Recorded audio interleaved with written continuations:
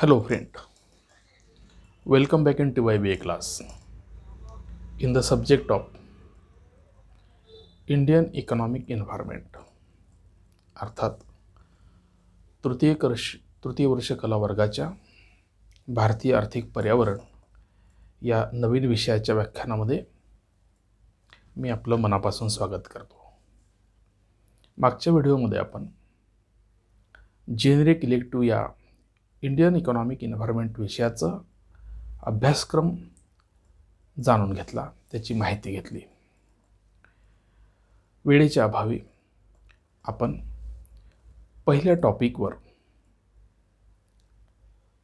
काही प्रश्न MCQच्या स्वरूपामध्ये तयार केलेले आहेत. या प्रश्नांच्या अनुषंगाने आपण काही संकल्पनांची सुद्धा ओळख करून घेणार आहोत. कोरोना परिस्थितीमुळे आपल्या प्रश्नपत्रिकेचं स्वरूप, परीक्षेचं स्वरूप बदललेलं असल्यामुळे आपण MCQ टाईपच्या प्रश्नांचा अभ्यास करत आहोत किंवा त्याच पद्धतीने आपण परीक्षा देत आहोत.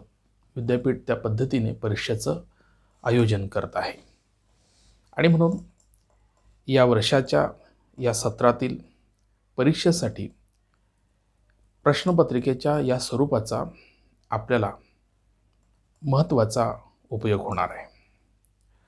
मित्रहो, पहिला जो टॉपिक आपण पाहणार आहोत, व्यवसायाचे आर्थिक पर्यावरण, एक परिचय, ज्याला आपण इंडियन इकॉनॉमिक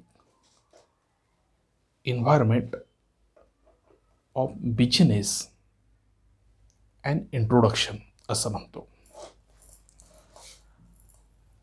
मित्रहो, व्यवसाय या शब्दाला इंग्रजीमध्ये बिझनेस हा शब्द आपण वापरत असतो. व्यवसायाला बिझनेस हा समानार्थी शब्द आहे हे आपल्याला माहिती आहे. बिझनेस या शब्दाबद्दल, या शब्दामध्ये बिझी हा शब्द अंतर्भूत आहे. म्हणजे कशामध्ये तरी आपण व्यस्त आहोत, ते आपलं व्यस्त असणं म्हणजे आपण कोणत्या तरी क्रियेमध्ये कंटिन्यू असणं असा अर्थ होतो. आणि म्हणून बिझनेस या शब्दाचा व्यवसाय या शब्दाशी फार जवळचा संबंध आहे. बिझनेस या शब्दाला एक वैधानिक अशी मान्यता आहे. कारण कोणताही व्यवसाय सुरू करायचा असेल तर तो त्या देशाच्या कायद्यांच्या प्रक्रियेमध्ये, कायद्यांच्या चौकटीमध्ये, नियमांमध्ये असला पाहिजे. आपण कोणताही व्यवसाय हा शब्दप्रयोग असा करू शकत नाही. कोणताही व्यवसाय नाही करता येत. सामाजिक आणि राजकीय आणि देशाच्या हिताला बाधा निर्माण करणारे कोणतेही व्यवसाय आपल्याला सुरू करता येत नाही. त्याला आपण इल्लीगल बिझनेस असं म्हणतो. आणि म्हणून लीगल बिझनेस करण्यासाठी प्रत्येक देशाच्या संविधानामध्ये काहीतरी तरतुदी केलेल्या आहेत. आणि व्यवसाय हा विविध प्रकारच्या वस्तू आणि सेवा निर्माण करणारा एक भाग असतो. वस्तू आणि सेवा का निर्माण केल्या जातात? ज्यामध्ये देशातील लोकांच्या गरजांचा संबंध असतो. व्यवसाय ही एक उपभोक्ते आणि विक्रेते यांच्यामध्ये साखळी निर्माण करणारी एक प्रक्रिया आहे. आणि म्हणून लोकांच्या वेगवेगळ्या प्रकारच्या गरजा असतात. आपण अर्थशास्त्रामध्ये असं म्हणतो की गरजा ह्या अनंत असतात. जन्माच्या आधीपासून तर मरण्याच्या नंतर सुद्धा त्या संपत नसतात. गरजांचं आपण साधारणपणे 3 भागामध्ये वर्गीकरण करतो, ज्यामध्ये जीवनावश्यक वस्तू, सुखद वस्तू आणि चैनीच्या वस्तू. म्हणजे गरजांची विभागणी आपण 3 भागांमध्ये केल्यानंतर साधन सामुग्रीची सुद्धा विभागणी या गरजांच्या प्रमाणे वस्तू आणि सेवा निर्माण करण्यामध्ये करावी लागते. आणि यातून उत्पादनाची, विनिमयाची, उपभोगाची, वितरणाची जी प्रक्रिया सुरू होते त्याला आपण व्यवसायाची साखळी असं म्हणतो. आणि या उद्योगांना, या व्यवसायांना निर्मिती करण्यासाठी एका विशिष्ट परिस्थितीची गरज असते. त्या परिस्थितीला आपण पर्यावरण असं म्हणत असतो. कृषी उद्योग सुरू करायचे असतील, काही अभियांत्रिकी उद्योग सुरू करायचे असतील, काही सेवा उद्योग सुरू करायचे असतील, तर त्याला विशिष्ट प्रकारच्या परवानग्यांची गरज असते. कोणत्या प्रकारचे उद्योग कोणत्या ठिकाणी सुरू करता येतील या संदर्भामध्ये सुद्धा नियमावली असते. ते उद्योग सुरू केल्यानंतर समाजावर त्याचे कोणते परिणाम होतील, वातावरणावर त्याचे कोणते परिणाम होतील या संदर्भामध्ये सुद्धा विचार केलेला असतो. म्हणून देशाच्या संदर्भात समाजाच्या दृष्टिकोनातून कमीत कमी हानी असणाऱ्या उद्योगांना सरकार परवानगी देत असते. हे एकूणच बिझनेस एन्व्हायरमेंट जे आहे ते एकूणच देशाच्या आर्थिक विकासासाठी निर्माण करण्याची जबाबदारी देशाच्या सरकारची असते. त्यानंतर देशाने कोणत्या प्रकारच्या अर्थव्यवस्थेचा स्वीकार केलेला आहे यावरून सुद्धा त्या देशामध्ये बिझनेस एन्व्हायरमेंट कसं आहे हे ठरत असतं. जसं आपल्याला माहिती आहे की जगामध्ये अर्थव्यवस्थांचे 3 प्रकार आहेत, ज्यामध्ये आपण प्रथम भांडवलशाही अर्थव्यवस्थेचा विचार करतो, कॅपिटलिस्ट इकॉनॉमीचा. त्यानंतर त्याच्या विरुद्धची टोक आहे, त्याला आपण समाजवादी किंवा साम्यवादी अर्थव्यवस्थेचा विचार म्हणतो, व्यवस्था म्हणतो. सोशलिस्ट इकॉनॉमी किंवा कम्युनिस्ट इकॉनॉमी, कम्युनिझम. आणि तिसरा जो प्रकार आहे तो प्रकार म्हणजे भांडवलशाही अर्थव्यवस्था आणि समाजवादी किंवा साम्यवादी अर्थव्यवस्थेतल्या चांगल्या वैशिष्ट्यांचं मिश्र स्वरूप, म्हणून त्याला संमिश्र अर्थव्यवस्था असं म्हटलं जातं, मिक्स इकॉनॉमी असं म्हटलं जातं. जगामध्ये संपूर्ण साधनसामुग्रीचा वापर या 3 व्यवस्थांच्या विचार प्रणालीप्रमाणे होत असतो. जसं की भांडवलशाही अर्थव्यवस्थेमध्ये उत्पादनाच्या साधनसामुग्रीचा वापर हा खाजगी क्षेत्राकडून मोठ्या प्रमाणात केला जातो. म्हणजे सरकारचा आर्थिक पर्यावरण निर्मितीमध्ये फार कमी सहभाग असतो. खाजगी उद्योजक उत्पादनाची निर्मिती करतात, वितरण करतात, वस्तू आणि सेवांची विक्री करतात. याच्या विरुद्ध संपूर्ण साधनसामुग्री ही सरकारच्या मालकीची असते, समाजवादी अर्थव्यवस्थेमध्ये आणि साम्यवादी अर्थव्यवस्थेमध्ये.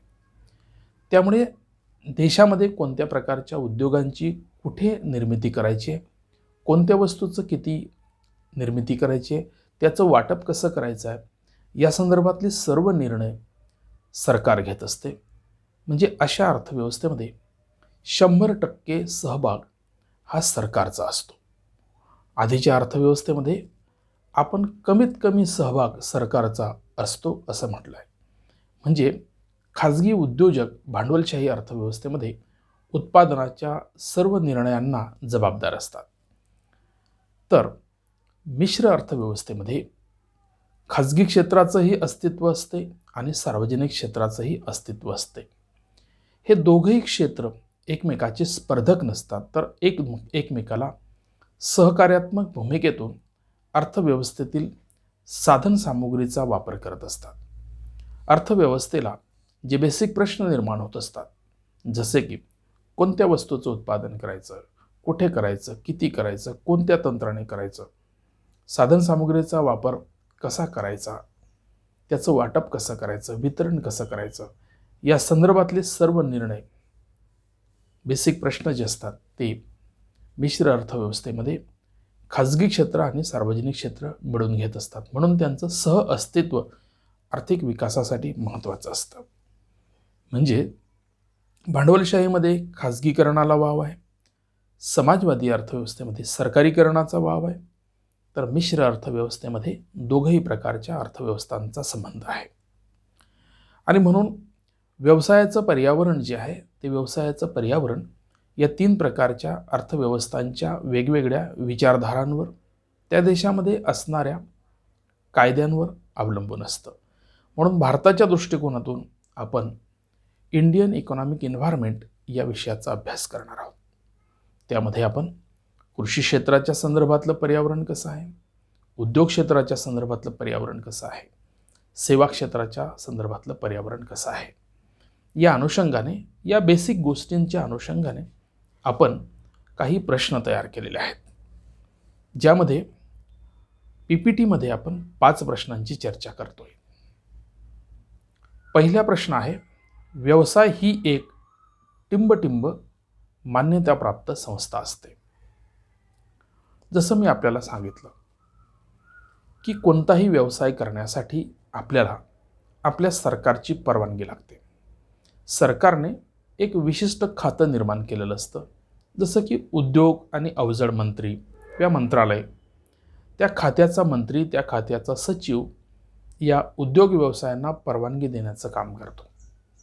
विविध प्रकारची, विशिष्ट प्रकारची माहिती आपल्या व्यवसायाच्या संदर्भातली डॉक्युमेंटेशन आपण सरकारला दिलं की सरकार आपल्याला परवाना देते, ज्याला आपण लायसन असं म्हणतो. आणि त्यानुसार मग आपण त्या व्यवसायाची सुरुवात करत असतो.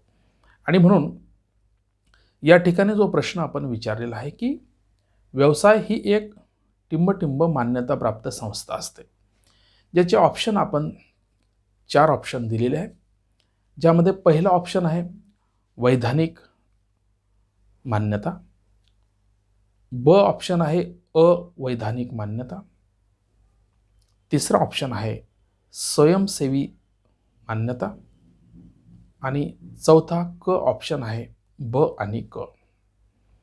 यामध्ये आपलं उत्तर जे आहे ते उत्तर म्हणजे वैधानिक मान्यता, कायदेशीर मान्यता, ज्याला आपण लीगल अप्रूव्हल असं म्हणतो. जसं मी तुम्हाला उद्योग मंत्र्याच्या सचिवाबद्दल बोललो. सध्या आपल्याला स्किल इंडिया, स्टार्टअप इंडिया अशा अनेक प्रकारच्या, आत्मनिर्भर भारत अशा अनेक प्रकारच्या संकल्पना सध्याचं सरकार राबवत आहे. परवाना देण्यासाठी एक खिडकी योजनेचा सुद्धा आपण आता वापर करतो आहे.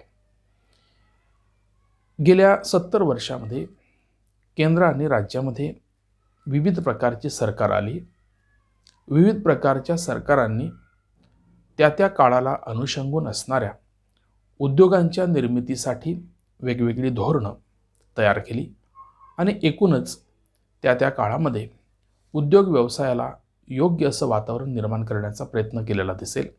आणि म्हणून 1950-51 भारताचा औद्योगिक स्थिती आणि 20 असणारी औद्योगिक स्थिती यामध्ये आपल्याला फार फरक जाणवेल. अभ्यासक या दृष्टिकोनातून आपण 1951 पासून भारताच्या औद्योगिक धोरणाचा विचार करू शकतो. दरवर्षाला आपल्याला औद्योगिक धोरण जाहीर करावं लागतं, कारण औद्योगिक धोरण हा व्यापाराशी संबंधित असणारा भाग आहे. उद्योगामध्ये तयार होणाऱ्या वस्तू जशा आपल्या देशांतर्गत बाजारपेठेसाठी, देशातील उपभोक्त्यांसाठी आवश्यक असतात, तसा निर्यातीसाठी इतर देशातील उपभोक्त्यांना सुद्धा आपण वस्तूंचा पुरवठा करू शकतो. म्हणून आंतरराष्ट्रीय क्षेत्रामध्ये सुद्धा आयात निर्यातीच्या संदर्भात असणाऱ्या धोरणांचा संबंध या आर्थिक पर्यावरणावर येत असतो. आणि म्हणून कोणतीही व्यावसायिक संस्था जी असते ती लीगल असते, लायसन होल्डर असते. एकदा लायसन घेतलं की त्या कायद्याच्या चौकटीमध्ये आपल्याला त्या व्यवसायाचं नियमन करायचं असतं. आणि म्हणून पहिला जो प्रश्न आहे आपला तो वैधानिक मान्यता असते असा आहे, त्याचं उत्तर आहे वैधानिक. दुसरा जो प्रश्न आहे तो म्हणजे उद्योगांचा टिंबटिंब हे वैशिष्ट्य नाही. उद्योगांचं टिंबटिंब हे वैशिष्ट्य नाही. आपल्याला 4 ऑप्शन दिलेले आहे. या 4 ऑप्शनमध्ये आपल्याला उद्योगाचं वैशिष्ट्य हे नाही आहे हे उत्तर आपल्याला शोधून काढायचं आहे. आता आपण यामध्ये 4 प्रकारचे ऑप्शन दिले. त्यामध्ये विदेशी सरकारची मान्यता अ ऑप्शन आहे. ब ऑप्शन आहे समाज आणि सरकारची मान्यता. क ऑप्शन आहे खाजगी मान्यता. आणि ड ऑप्शन आहे ब आणि क. ब आणि क मध्ये आपण समाज आणि सरकारची मान्यता आणि खाजगी मान्यता असे ऑप्शन दिलेले आहेत. तर आपल्याला हे लक्षात यायला पाहिजे की उद्योगांना कोण मान्यता देतं, जे आपण पहिल्या प्रश्नामध्ये त्याचा उल्लेख केला आहे की सरकार मान्यता देते. त्या देशातलं राज्य सरकार आणि त्या देशातलं केंद्र सरकार. केंद्राच्या अखत्यारीतील उद्योग असतील तर केंद्र सरकार मान्यता देईल, राज्याच्या अखत्यारीतील उद्योग असतील तर राज्य सरकार त्याला मान्यता देईल. आणि म्हणून इथे आपण जे 4 ऑप्शन दिले त्या 4 ऑप्शनपैकी जे 3 ऑप्शन आहेत ब क ड ते आपल्या देशाशी संबंधित ऑप्शन आहे. आणि अ हा जो ऑप्शन आहे तो विदेशी सरकारच्या संदर्भातला ऑप्शन आहे. आपल्या देशामध्ये आपल्याला व्यवसाय सुरू करायचा असेल तर आपल्याला विदेशी सरकारची परवानगी घेण्याची गरज नाही. म्हणजे भारतात उद्योग सुरू करायचा आहे आणि अमेरिकन सरकारची परवानगी घ्यायची आहे असा अर्थ होत नाही. अमेरिकेतील उद्योजक सुद्धा अमेरिकेत उद्योग सुरू करताना भारताची परवानगी घेणार नाही.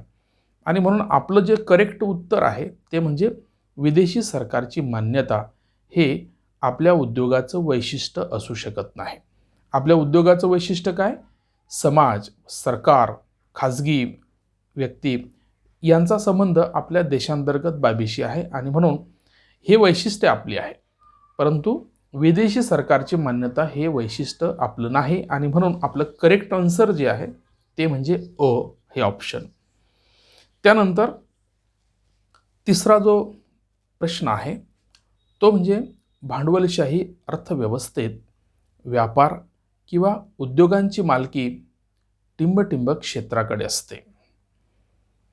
हे तिघही प्रश्न जे आहेत, चौथा प्रश्न समाजवादी अर्थव्यवस्थेत व्यवसाय व उद्योगांची मालकी टिंबटिंबक क्षेत्राकडे असते.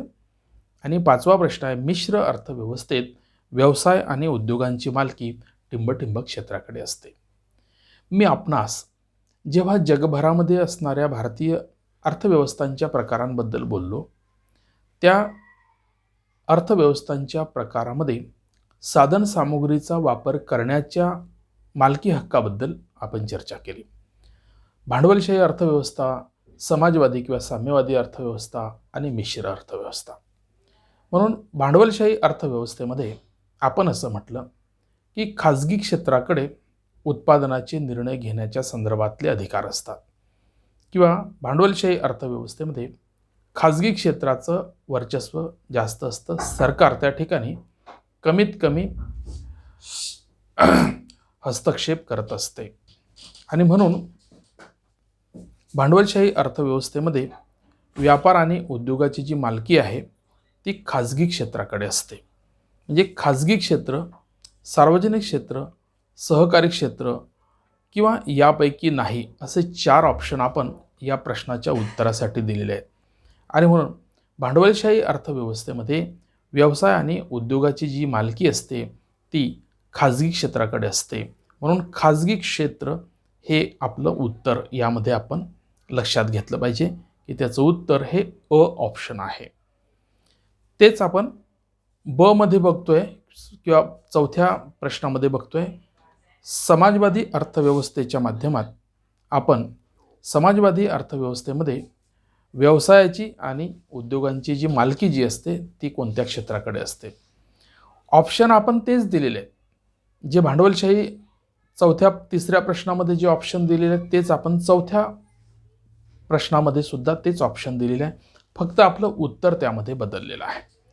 आपण असं म्हटलं की समाजवादी अर्थव्यवस्थेमध्ये अर्थव्यवस्थेतील सर्व साधनसामुग्री ही सरकारच्या मालकीची असते. त्यामुळे अर्थव्यवस्थेमध्ये किंवा देशामध्ये कोणत्या वस्तूचं उत्पादन करायचं आहे, कुठे करायचं आहे, कोणत्या तंत्राने करायचं आहे, त्याचं वाटप कसं करायचं आहे, अर्थव्यवस्थेचा विकास एकूणच हे प्रश्न सोडवताना कसा करायचा आहे, या संदर्भातले सर्व निर्णय समाजवादी अर्थव्यवस्थेमध्ये सरकार घेत असते. आणि म्हणून सरकारी उपक्रमाला आपण पब्लिक सेक्टर असं म्हणतो. म्हणून या ठिकाणी पब्लिक सेक्टरला आपण सार्वजनिक क्षेत्र असं म्हणतो. म्हणजे खाजगी क्षेत्राला आपण प्रायव्हेट सेक्टर असं म्हणतो, तर सार्वजनिक क्षेत्राला आपण पब्लिक सेक्टर असं म्हणतो. म्हणून चौथ्या प्रश्नाचे जे ऑप्शन आहेत, ज्यामध्ये आपण खाजगी क्षेत्र, सार्वजनिक क्षेत्र, सहकारी क्षेत्र किंवा यापैकी नाही, अशी 4 ऑप्शन दिले आहेत. यापैकी या प्रश्नाचं उत्तर जे आहे ते म्हणजे सार्वजनिक क्षेत्र. ब हे ऑप्शन आपण टिक केलेलं आहे.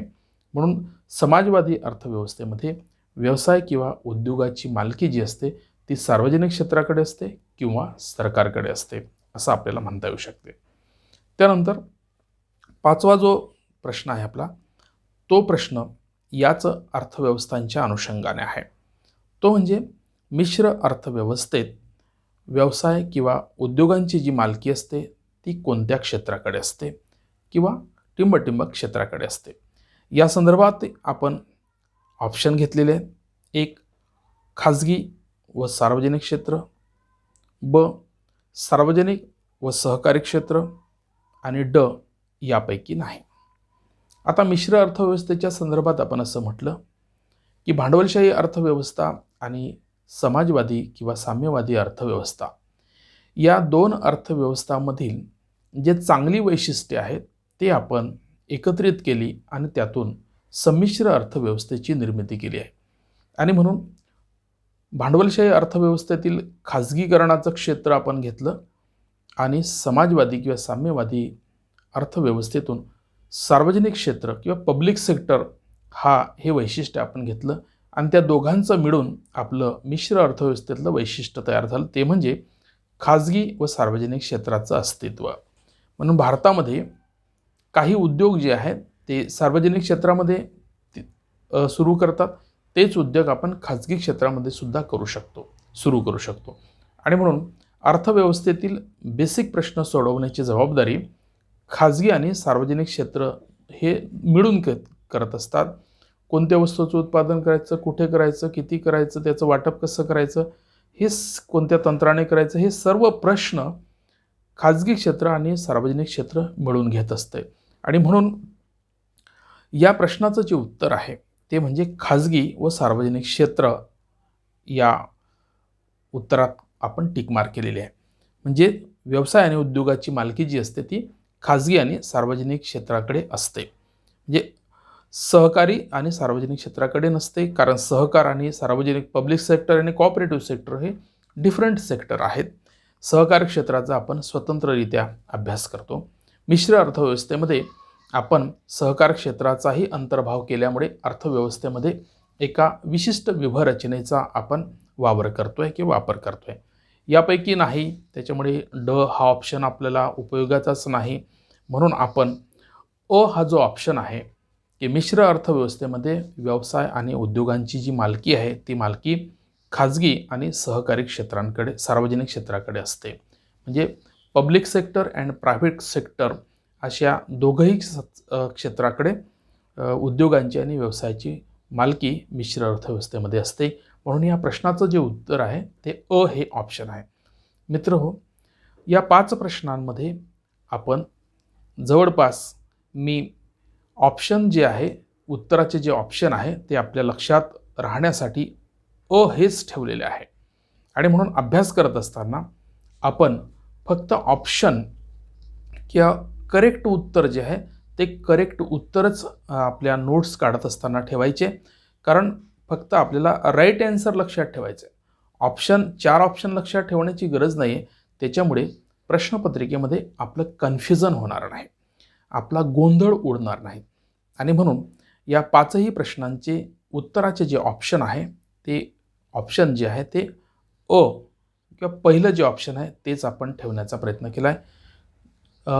काही विशिष्ट परिस्थितीमध्ये जसं 4थ्या प्रश्नाच्या संदर्भामध्ये आपण ब ऑप्शन घेतलेला आहे, कारण आपण ॲज इट इज कॉपी ती केलेली आहे. कारण 3ऱ्या प्रश्नामध्ये ब ऑप्शन सार्वजनिक आहे आणि म्हणून तो कॉपी केल्यामुळे 4थ्या प्रश्नामध्ये सुद्धा आपण सार्वजनिक क्षेत्र ब या मुद्द्यामध्ये दिलेलं आहे किंवा ब या पॉईंटमध्ये दिलेलं आहे. आणि म्हणून सहजासहजी किंवा आपण सर्वच प्रश्नांच्या संदर्भामध्ये ऑप्शन देण्याचा प्रयत्न केलेला आहे. मित्रहो, या व्हिडिओमध्ये आपण इथेच थांबतोय. दुसऱ्या 5-6 प्रश्नांना च्या चर्चेसाठी आपण दुसऱ्या व्हिडिओमध्ये भेटूया. तोपर्यंत आपण इथेच थांबतोय. मित्रहो, घरी आहात, घरीच राहा, सुरक्षित राहा. आपली आणि आपली फॅमिली सुरक्षित राहील यासाठी काळजी घ्या. सरकारने दिलेल्या सर्व सूचनांचं पालन करा आणि सुरक्षित राहा. देशाला मदत करा. इथेच थांबतोय. थँक्यू.